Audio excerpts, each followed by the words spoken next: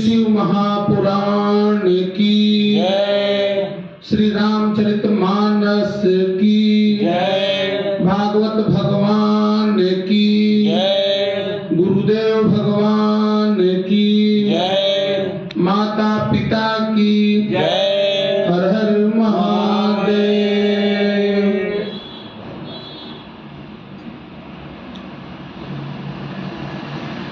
ओम त्र्यंबकं यजामहे सुगंधिं पुष्टिवर्धनम् उर्वारुकमिव बन्धनान् मृत्युमोक्षयमामृतम्।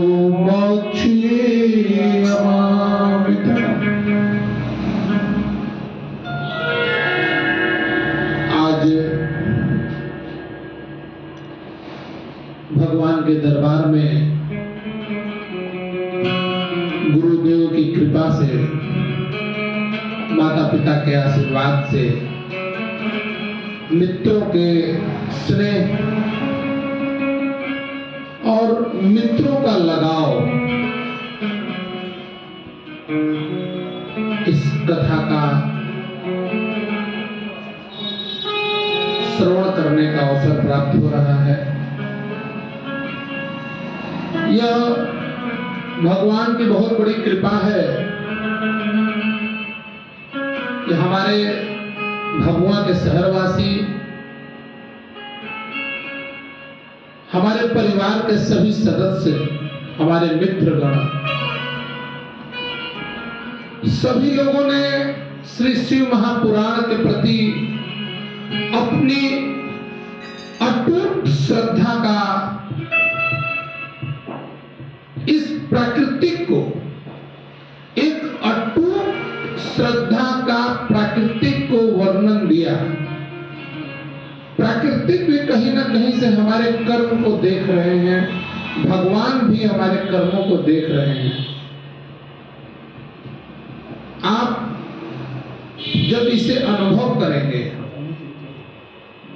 तो आप यह देखेंगे, यह महसूस करेंगे, अंतः मन में इस चीज का अनुभव होगा। यह कथा हम लोग जरूर श्रवण कर रहे हैं, लेकिन कहीं न कहीं किसी न किसी रूप में भगवान की कृपा हम सभी लोगों के ऊपर अमृत तुल्य प्राप्त हो रहा है। कभी आपको महसूस करने का यह अवसर मिलेगा जीवन में, तो जरूर इस चीज को अनुभव करिएगा कि भगवान भोलेनाथ, भगवान शंभु, मैं हमेशा निवेदन करता हूं, भगवान शंभु एक ऐसे देव हैं, एक ऐसे महादेव हैं जो इस सृष्टि में, इस पूरी ब्रह्मांड में वह अभी भी विराजमान है। कैलाश उनका वास है, कैलाश पे वह रहते हैं। मैं निवेदन करूंगा आप लोगों से, गुरुदेव लोगों से, जो हम लोगों ने श्रवण करके माध्यम से महसूस किया है, भगवान भोलेनाथ कैलाश पे रहते हैं और उनकी जो पूरी व्यवस्था है अपने भक्तों के लिए हमेशा खुला दरबार है। आज हम लोग श्री शिव महापुराण कथा का तृतीय अध्याय, विशेश्वर संहिता का तृतीय अध्याय का अध्ययन करेंगे। इसमें सूत जी महाराज अपने शिष्यों के आग्रह पे, देखिए गुरु के मन में भगवान के प्रति जो भक्ति होती है ना, वो बीज और वृक्ष की तरह होता है। भगवान वृक्ष है, वो वृक्ष वृक्ष के माध्यम से कई बीज उत्पन्न करते हैं,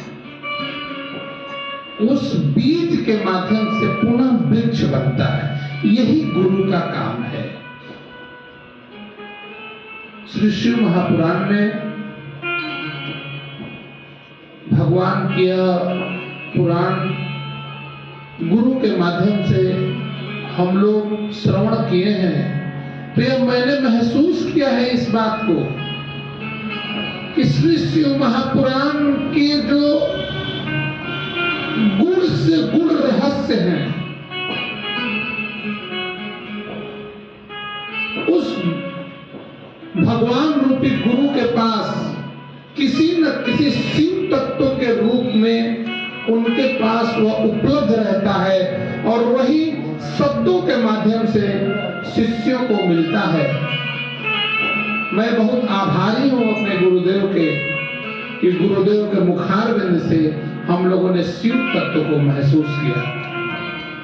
आइए हम लोग तृतीय अध्याय में सूत जी महाराज महर्षि लोगों को, महर्षि के निवेदन पे सूत जी महाराज श्री शिव महापुराण में विशेश्वर संहिता के तीसरे अध्याय में ये स्पष्ट रूप से बताते हैं, हे समस्त ऋषिगण, आप लोग वेद सार से उत्पन्न हुए श्री शिव महापुराण को सुने।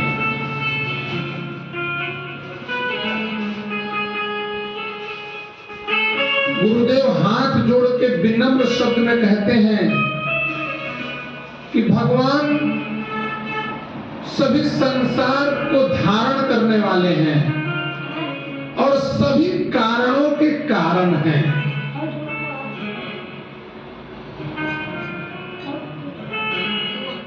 शब्द को समझ में आए तो बड़ा अद्भुत है। सभी चीजों के कारण मैं आपको यहां निवेदन करना चाहूंगा। आप अपने परिवार में जन्म ले लिए, आप जब बहुत नजदीक से देखेंगे,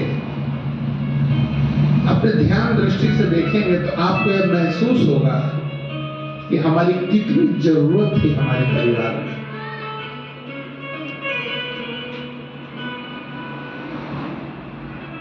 वह स्वयं अनुभूति की चीज है।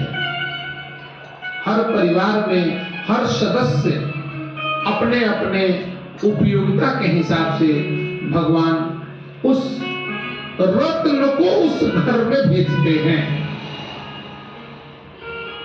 अवगुण और गुण दोनों के कारण भगवान है।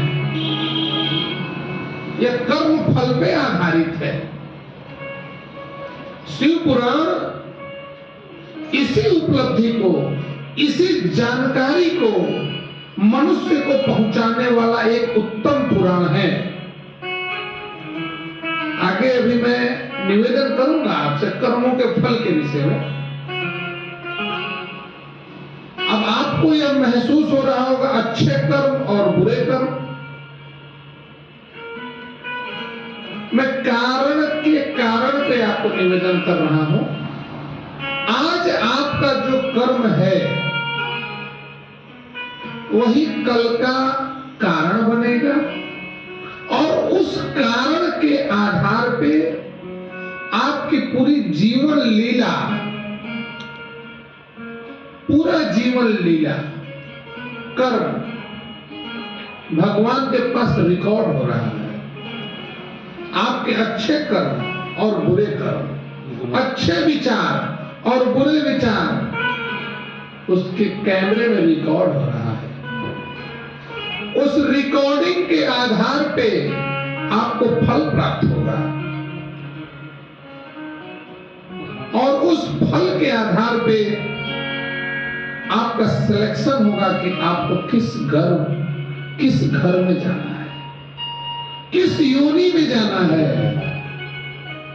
किस योनि में जन्म लेना है। यह सारी चीजें आगे हम लोगों को अनुभव करने का अवसर प्राप्त होगा। अभी हम लोग कारण के कारण हैं महर्षि लोग पूछते हैं हमें किसका ध्यान कैसे करना चाहिए। आगे आता है वर्णन।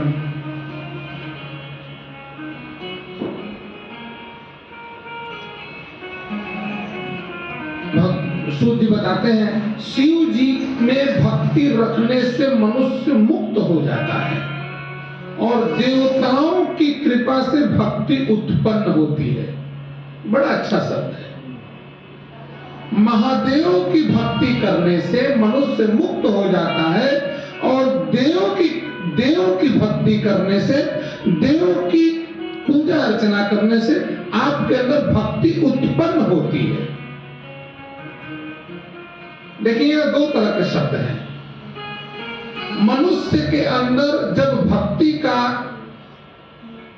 प्रसाद, भक्ति भी एक तरह के प्रसाद रूप में ही हमें देवता से प्राप्त होती है। जब आप महादेव के शरण में जाते हैं तब आप निरंतर जब उसके नजदीक पहुंचेंगे तब स्वतः आपके अंदर भक्ति प्राप्त होगी और भक्ति जब पूर्ण रूप को पा लेगी, अपने उस चरम पर भक्ति पहुंच जाएगी तो वही भक्ति मुक्ति का रूप ले लेगा। गंभीर चीज है थोड़ा। भक्ति के उस पावदान पे आप पहुंचेंगे, उस मंजिल पे पहुंचेंगे तो वही भक्ति मुक्ति का रूप ले लेगा। मुक्ति पे मैं आगे आपसे निवेदन करूंगा कि मुक्ति क्या है और जीते जी मुक्ति को मैं निवेदन करूंगा। अन्य तरह की चीजें हर पुस्तकों में मिलती हैं, लेकिन भगवान शंकर ने श्री शिव महापुराण के माध्यम से यह स्पष्ट रूप से बताया है कि जीते जीते मुक्ति क्या है। आप कभी अपने दिमाग में इस चीज को मत रखिएगा कि मरणोपरांत मुक्ति है। मरणोपरांत तो अब आपकी सारी व्यवस्था भगवान के हाथ में है। जीते जी सारी व्यवस्था अभी आपके हाथ में है। आप अगर चाहें, स्पष्ट शिव पुराण में बाबा ने लिखा है इस बात को कि महादेव में भक्ति रखने वाले मनुष्य मुक्त हो जाते हैं और देव में रुचि रखने वाले मनुष्य भक्ति को प्राप्त होते हैं। यह मैं निवेदन कर रहा हूं, यह पुराणों में यह बातें लिखी हुई हैं। आगे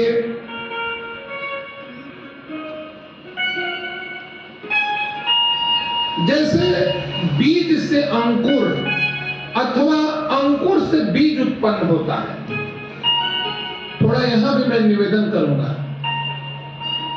बीज से अंकुर अथवा अंकुर से बीज उत्पन्न होता है। इसलिए हे ब्राह्मण, आप लोग पृथ्वी पर जाकर ईश्वर के प्रसाद की सिद्धि हेतु 1000 वर्ष का महासत्र आरंभ कीजिए।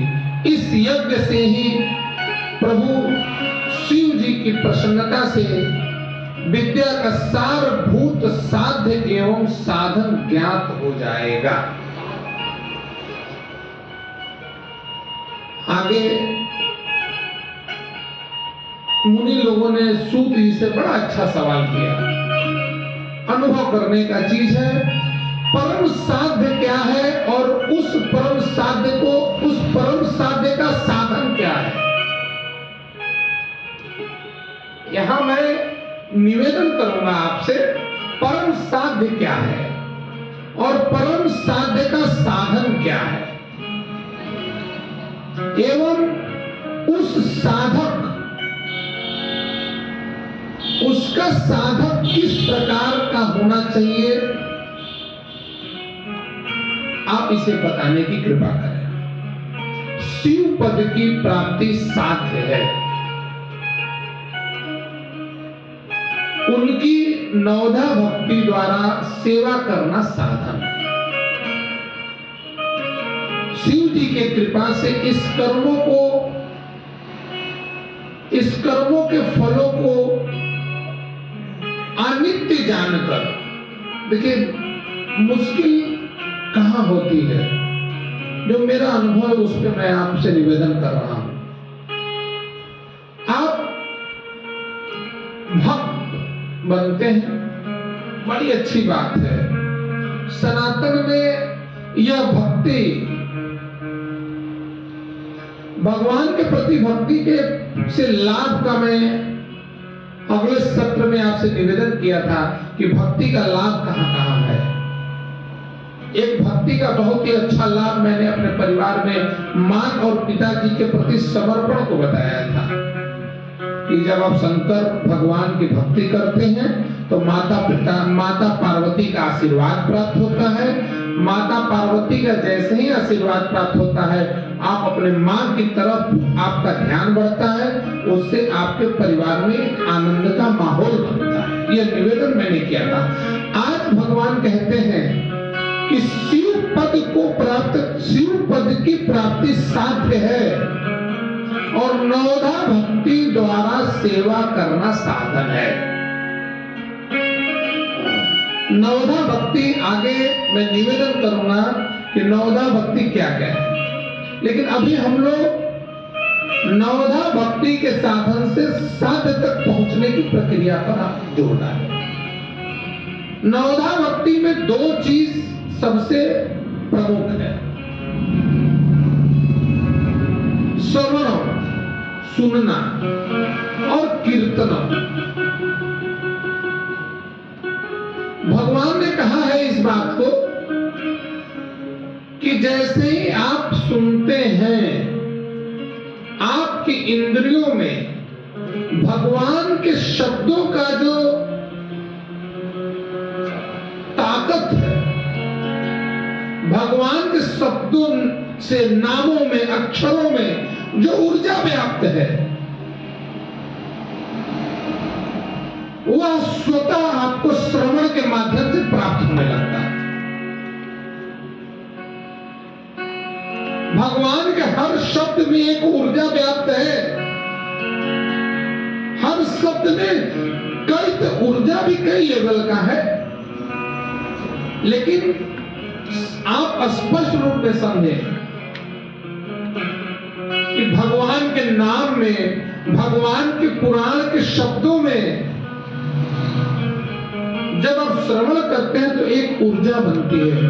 वह ऊर्जा शरीर के अंदर जैसे ही प्रवेश करती है, आपके अंदर पॉजिटिव एनर्जी, आपके नेगेटिव एनर्जी को वह खत्म कर देता है। श्रवण का काम है। और सबसे मुख्य चीज है कि जब आप भगवान की कथा का श्रवण करते हैं तो आपकी रुचि भगवान की तरफ बढ़ती है, और भगवान की रुचि में आप केवल भगवान का पूजा करना ही नहीं समझ पाते हैं, केवल भगवान का पूजा अर्चना ही आप नहीं सीखते हैं। भगवान की कथा से, भगवान में भक्ति बढ़ाने पर आपको अनंत अनंत तरह के लाभ प्राप्त होते हैं। आपको जीवन जीने की कला प्राप्त होती है, आपको बोलने की कला प्राप्त होती है, आपको देखने की कला प्राप्त होती है, आपको चलने की कला प्राप्त होती है। और मैं आपसे निवेदन करूंगा कि भगवान की कथा सुनने से आपकी आंखों की क्रिया में बहुत बड़ा परिवर्तन आता है। पूरे ब्रह्मांड में यह आंख ही एक ऐसी चीज है जो सारे क्रियाओं का अध्ययन कर रहा है। आपको ऐसा महसूस होता है कि हमारी आंखें केवल देख रही हैं, लेकिन मैं निवेदन करना चाहूंगा संजय भैया, इस चीज को गौर से समझिएगा। आपकी आंखें देखने के बाद जो अनुभव कर रहा है शरीर, वह शरीर की अपनी एक क्रिया है। गणेश भाई इस चीज को समझिएगा, थोड़ा सा टिपिकल चीज है। आपको ऐसा महसूस हो रहा है कि मेरी आंखें केवल देख रही हैं, लेकिन देखने के बाद जो परिवर्तन आपके अंदर हो रहा है, जो एक्टिविटी आपके अंदर परिवर्तित हो रहा है, जो कर्म परिवर्तित हो रहा है, वो बहुत बड़ी चीज है। इसका उदाहरण आप ऐसे समझिए, आप कभी किसी के घर से किसी बेटी की विदाई हो रही होती है, आप अनजान हैं, उस दरवाजे से आप क्रॉस कर रहे हैं, लेकिन आप 1 मिनट के लिए रुक गए और उस विदाई के क्षण को जैसे ही आप देखते हैं, आपका मन अगर निर्मल है तो आंखों से आंसू आ ही जाती है। तो एक क्रिया घटित होता है। भगवान ने इस पे बहुत प्रकाश डाला है, आंख के कर्मों के ऊपर। आंखों पर मैं आगे आपसे निवेदन करूंगा कि आंखों की जो बनावट है, आंखों की जो सेंसिटिविटी है, मतलब कि इसकी जो सूक्ष्म विज्ञान है, टेक्नोलॉजी है, जो इसकी बड़ी गंभीर है, बहुत गंभीर। संजय बाबू, इस सनातन में 2 चीजों में बहुत बल दिया गया है। पहली चीज तो ये, आंखें खोल के आप सृष्टि को देखते हैं, इस माया जगत को देखते हैं, और यही आंखें की पलक अगर बंद हो जाती है तो आप भगवान की जगत में प्रवेश कर जाते हैं।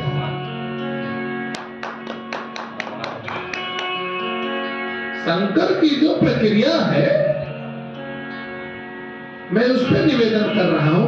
आंखें खुली हुई हैं तो भगवान की जो ये सृष्टि भगवान का बना हुआ है, आप इस सृष्टि में प्रवेश कर जाते हैं। जो ये भगवान का पूरा माया, ये माया भगवान ने क्यों बनाया है? कभी आपने ऐसा महसूस किया? मैं आपसे निवेदन करना चाहूंगा, भगवान का यह माया संसार में बना हुआ है, केवल भगवान के बनाए हुए उस 84 लाख योनियों की व्यवस्था है। यह भगवान का घर अपने उस 84 लाख योनियों के रहने वाले बच्चों के लिए बना है।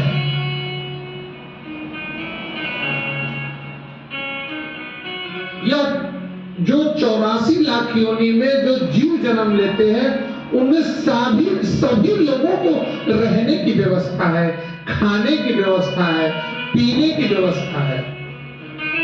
यह भगवान ने बनाया है। और आखिर जैसे ही भक्ति के उस तल पे आप पहुंचेंगे, तब आपकी आंखें स्वतः बंद हो जाएगी। और जैसे ही आप अपने से आंख कहां बंद करेंगे? वो भक्ति का चरम अवस्था है। उस अवस्था पे आप पहुंचेंगे तो आपकी आंखें स्वतः बंद होगी, और जैसे ही आपके पलक झपकेंगे, मैं आपसे निवेदन करूंगा कि आप फिर भगवान के जगत में पहुंच जाते हैं।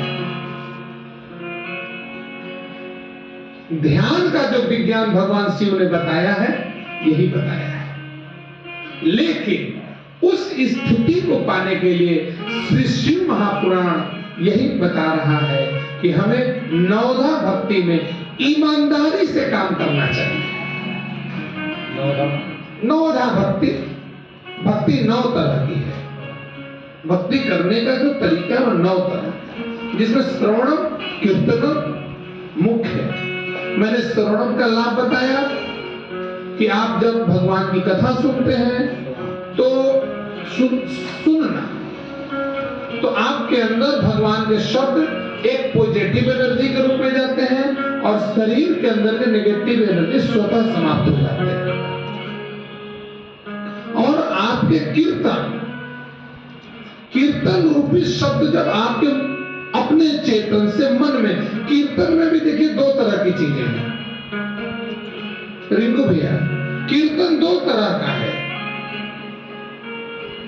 आप एक स्वर को निकाल के कीर्तन करते हैं और एक आपके अंतः मन में कीर्तन चलता है। कहीं बैठे हुए हैं, शांत हैं, अंदर में शरीर के अंदर कीर्तन चल रहा है। हमें गुरुदेव बताते हैं उस कीर्तन का लाभ बहुत ज्यादा है।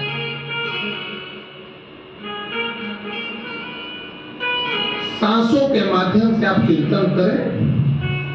मैं आपसे निवेदन करना चाहूंगा, कभी अवसर मिले सुबह के समय में जब आप उठें तो जैसे आपकी सांसें चल रही हों, उस सांस के लय के माध्यम से आप महामंत्र को अंदर ले जाएं और स्वतः पूरे महामंत्र को श्वास के माध्यम से आप उसको निकालें। आपको एक अद्भुत आनंद का अनुभव होगा। आगे भगवान बताते हैं शिव पद की प्राप्ति साध्य है और नवदा भक्ति द्वारा सेवा करना साधन है। शिव जी के कृपा से इस कर्म के फलों को अनित्य जानकर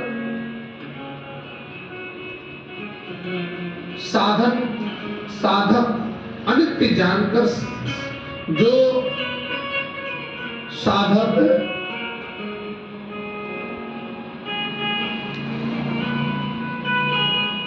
अपने कर्म को करता है वह शिव पद को प्राप्त कर लेता है। जिसकी जैसी भक्ति होगी उसके अनुसार उसे तत्व फल ही प्राप्त होगा। उस भक्ति से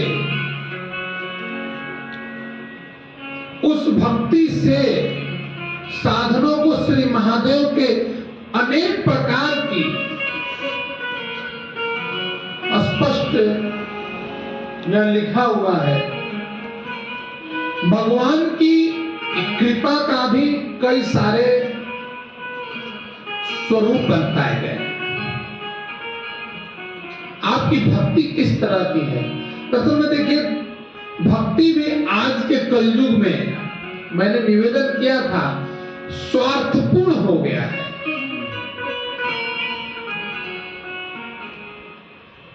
भगवान स्वार्थपूर्ण भी भक्त को स्वीकार करते हैं। महादेव इतने निर्मल हैं। अगर भगवान की भक्ति कहीं ना कहीं किसी रूप में स्वार्थ के लिए भी की जा रही है तो महादेव हमारे इतने निर्मल हैं, इतने सरल हैं कि उसको भी वह स्वीकार करते हैं। उस भक्त को भी स्वीकार करते हैं जो किसी न किसी स्वार्थ रूप में भगवान शंकर के पास जाता है। लेकिन मैं यहां निवेदन यह करना चाहूंगा कि आप भगवान शंकर की भक्ति में अंतर मन का कोई स्वार्थ न रखें। भगवान का प्रेम, भगवान से प्रेम निर्मल मन से करें। जब आप पूर्ण रूप से उसको समर्पित हो जाएंगे तो वह भी आपके एक स्वार्थ के लिए नहीं, आपके सभी स्वार्थ के लिए वो अपने दरवाजे खोल देंगे। शायद आप मेरी बात को समझ रहे हैं। मैं पुनः निवेदन कर रहा हूं, बहुत अच्छी लाइन मेरे को समझ में आई है, इसलिए मैं पुनः आप लोगों से निवेदन कर दे रहा हूं। बहुत लोग इस कलयुग में भगवान के दरबार पे, शंकर के जी के दरबार में, ठाकुर जी के दरबार में, हनुमान जी के दरबार में, राम जी के दरबार में कुछ स्वार्थ निहित स्वार्थ के लिए भक्ति करने जाते हैं। मैं निवेदन करना चाहूंगा कि आप अपने भक्ति में अपने स्वार्थ को न जोड़ें। सही बात। आप अपनी भक्ति में अपने समर्पण को जोड़े कि ठाकुर मैं आपके द्वार पे आया हूं, हमारे सारे ठोकरों को मिटा दो। ठाकुर हे भगवान मैं तेरे द्वार पे आया हूं, ठाकुर मेरे सारे ठोकरों को मिटा दो।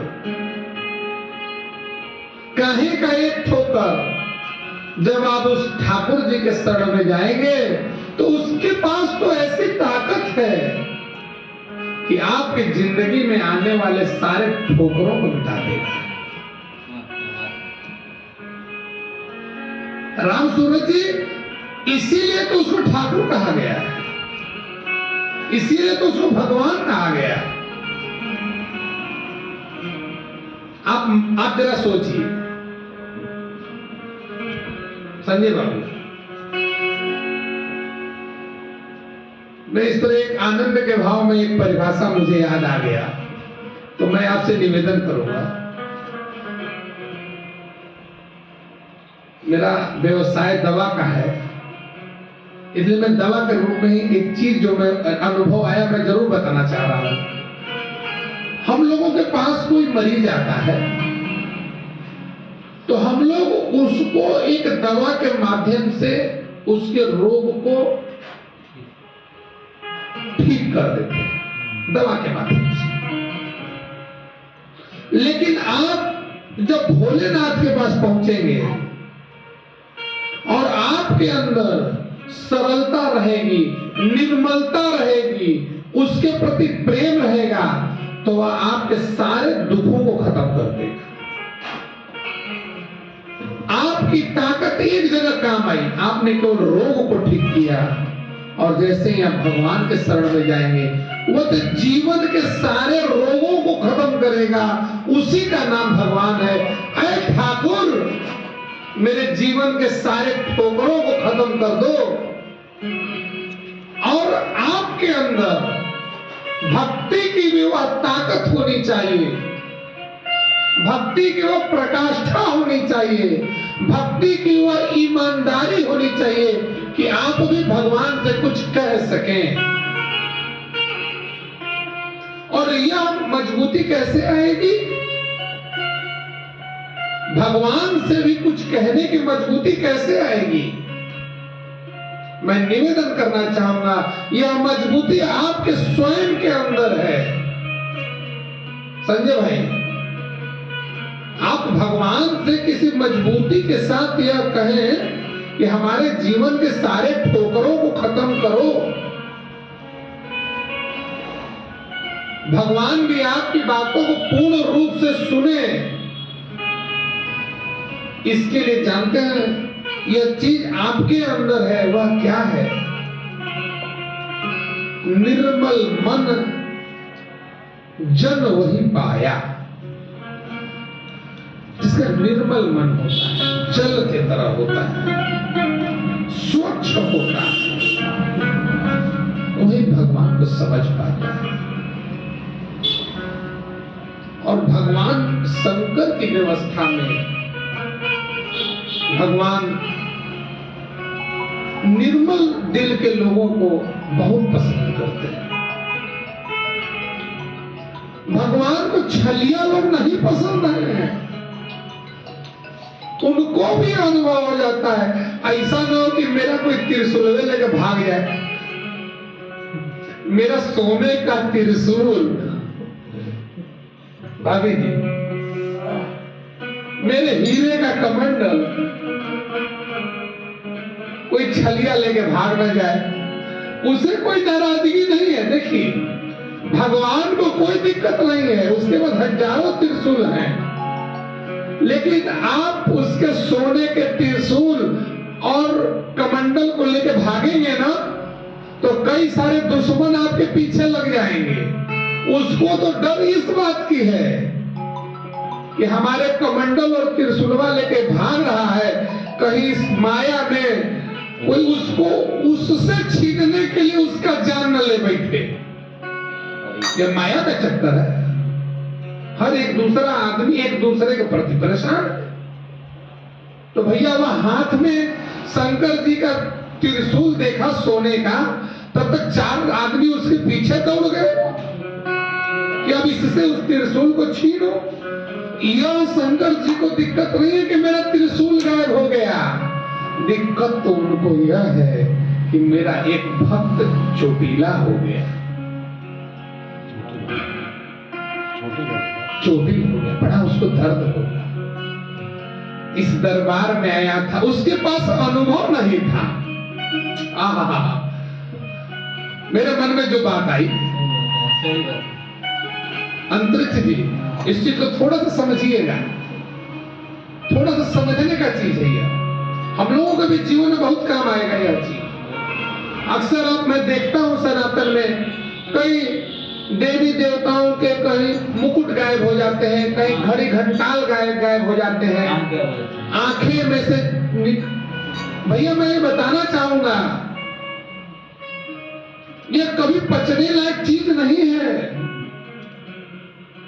कभी भी गणेश भाई, कभी भी अंत से अंत तक आपकी स्थिति खराब हो जाए, लेकिन भगवान के दरबार का एक चीज कभी उठाना नहीं चाहिए,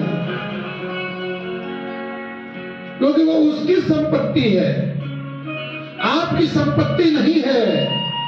और मैं आपसे यह भी निवेदन कर दूं, आपकी संपत्ति भी आपकी नहीं है, वह भी उसके भी मालिक भगवान है।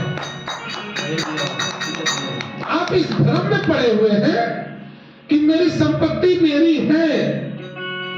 अरे भाई, जब तक भगवान आपके अंदर है, तब तक अपना है, वही आपके अंदर बैठे हुए हैं। आपकी आंखें अपनी संपत्ति को देखकर अपना मान चुका है, लेकिन वह भी संपत्ति आपका अपना नहीं है। और यहां तो आप मंदिर की संपत्ति पर पड़े हुए हैं। तो भैया, ना आपकी संपत्ति अपनी है तो मंदिर की संपत्ति आपकी अपनी कैसे हो जाएगी। और मैं निवेदन करना चाहूंगा संजय भैया कि ईमानदारी की रोटी, ईमानदारी की रोटी और मेहनत के फल से पाई हुई रोटी, वह बहुत पेट भरेगा। बेईमानी की रोटी कभी फलित नहीं होगी। श्री शिव महापुराण की कथा में जैसे जैसे आगे बढ़ेंगे ना हम लोग, अभी जो चीजें आगे आई हैं मैं उनको आपसे निवेदन करना चाहूंगा। जिसकी जैसी भक्ति होगी उसे उस प्रकार का तत्फल की प्राप्ति होगी। उस भक्ति के साधनों को भगवान ने अनेक प्रकार से बताया है। कानों से उनका श्रवण करना तथा वाणी से उनका कीर्तन करना चाहिए।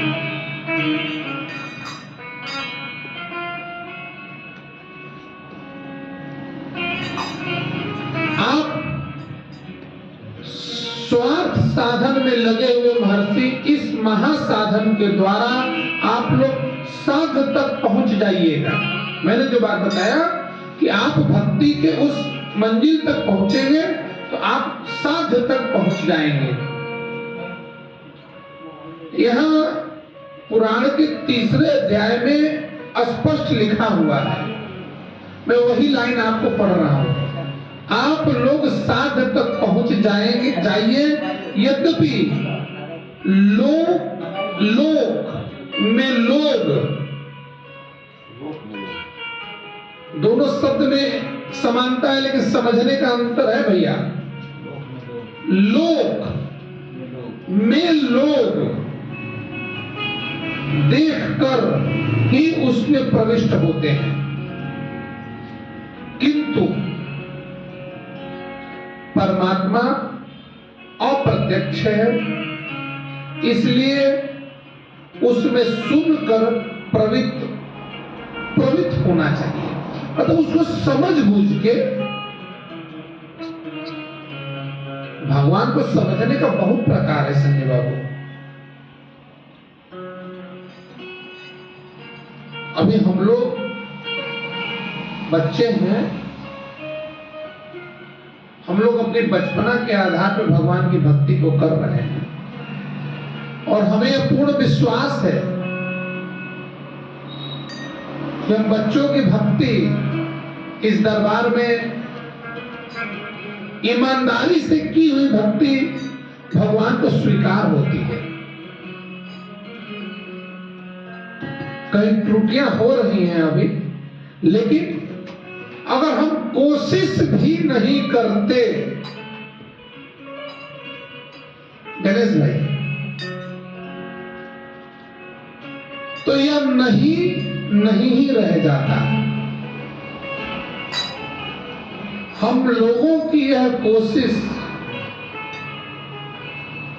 कुछ तो हमें प्रसाद देके जाएगा। आगे सूत जी महाराज बड़े ही स्पष्ट बताते हैं,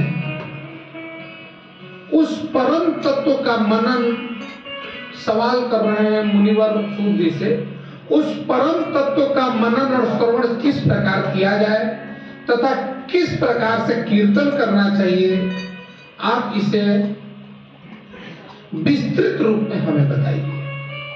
आगे हम लोग अगले बृहस्पतिवार को चतुर्थ अध्याय का अध्ययन करेंगे।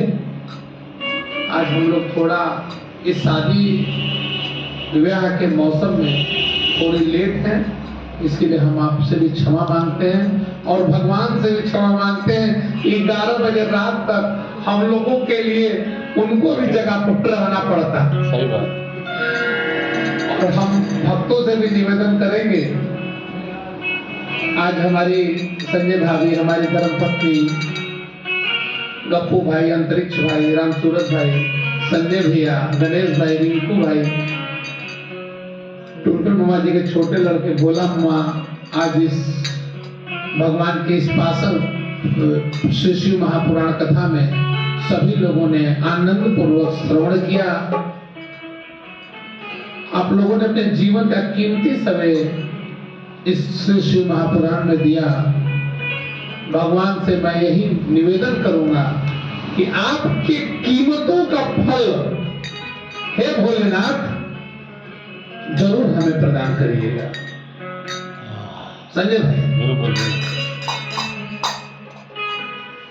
दिन भर लोग काम करने के बाद, अपने कर्म को करने के बाद आपके दरबार में हाजिरी लगाते हैं और हम आपसे यही निवेदन करेंगे कि आप हमारे भक्ति को स्वीकार करें। हरे कृष्णा कृष्णा कृष्णा कृष्णा हरे